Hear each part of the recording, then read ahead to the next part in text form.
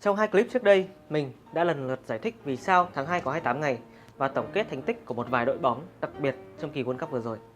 Hai clip này có điểm chung là đều nảy sinh từ niềm yêu thích của mình đối với kiến thức lịch sử, đặc biệt là của La Mã cổ đại. Sau hơn 1.000 năm tồn tại và phát triển, nền văn minh La Mã đã để lại cho thế giới một kho tàng di sản văn hóa vô cùng quý giá. Những ngôn ngữ có nguồn gốc từ tiếng Latin như tiếng Ý hay tiếng Pháp, những công trình kiến trúc vẫn còn đứng sừng sững, hay những bộ luật và thể chế chính trị tác động lên cuộc sống của chúng ta hàng ngày, tất cả đều do người La Mã tạo ra. Tất nhiên, nền văn minh nào cũng có những câu chuyện khởi nguyên để giải thích cho nguồn gốc của mình. Giống như ở Việt Nam chúng ta có câu chuyện về mẹ Âu Cơ sinh ra bọc trăm trứng. Trong video lần này, hãy cùng mình theo chân Romulus và Remus để xem hai anh em họ đã sản sinh ra những gì. Từ trong đống đổ nát của thành Troy sau cuộc tấn công của quân Hy Lạp, vương gia Aeneas là hoàng thất của vua Priam và nữ thần Aphrodite đã đưa gia đình chạy trốn sang bán đảo Italia.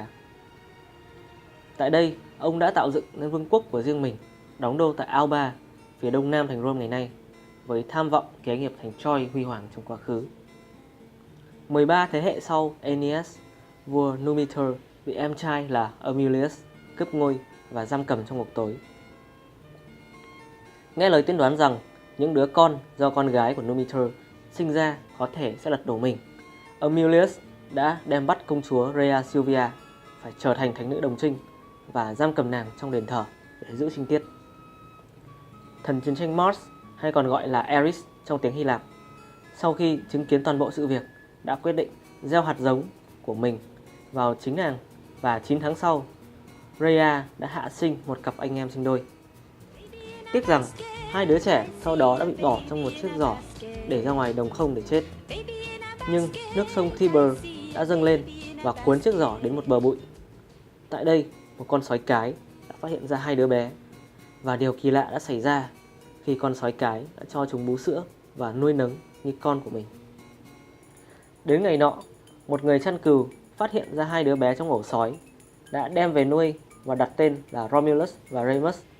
Hai đứa trẻ hứa hẹn sẽ trở thành những chàng trai phi thường khi lớn lên.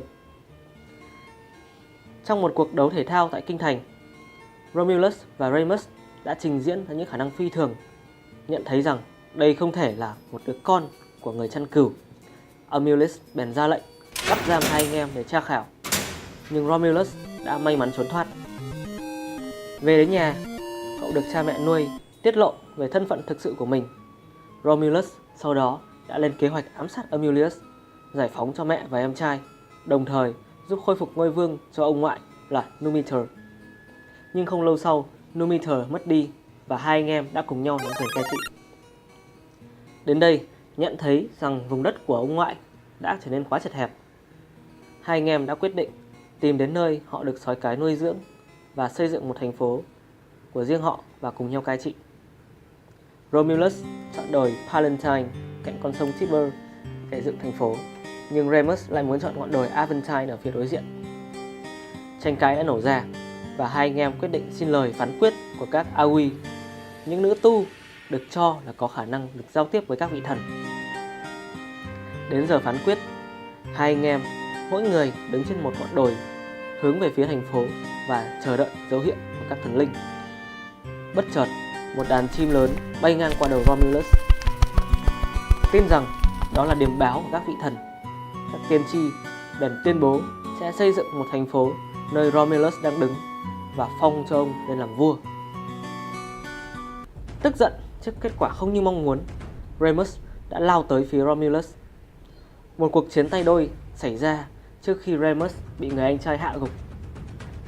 Romulus giờ đây đã trở thành người cai trị duy nhất của vương quốc, với đôi bàn tay vẫn còn nhuốm máu của cậu em trai.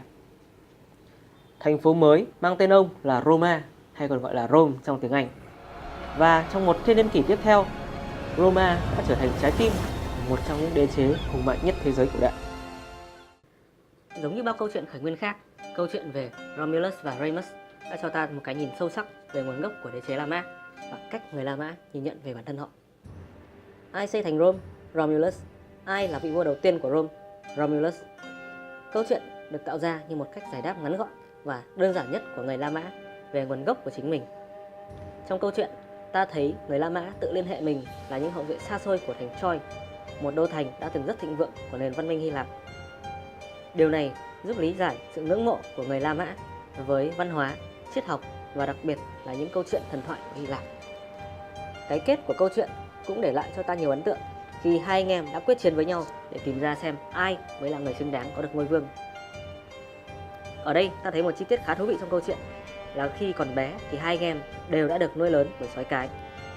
Liệu rằng hành động của Remus khi lao vào tấn công anh trai có phần nào chịu ảnh hưởng bởi bản năng của loài sói, hay nó đơn giản chỉ là tính đố kỵ của loài người? Chi tiết Romulus giết em trai Remus để lên ngôi vua còn cho ta thấy một đặc điểm sẽ gắn liền với lịch sử của thành Rome sau này. Những cuộc xung đột giữa những người đứng đầu nhà nước và hệ quả là rất nhiều cuộc đổ máu xảy ra trong suốt chiều dài lịch sử. Những cuộc binh biến, tạo phản, cha con, anh em đâm giết lẫn nhau, tớ phản chủ, trò phản thành. Tất cả làm nên một bức tranh tổng quan đầy màu sắc nhưng cũng thật đẫm máu cho quá trình biến đổi từ một đô thành nhỏ giữa bán đảo Italy để trở thành một trong những đế quốc hùng mạnh nhất thế giới. Cảm ơn các bạn đã dành thời gian theo dõi video đầu tiên của mình về lịch sử thành Rome. Hãy nhớ like, share, subscribe để không bỏ lỡ những video tiếp theo nhé. Peace!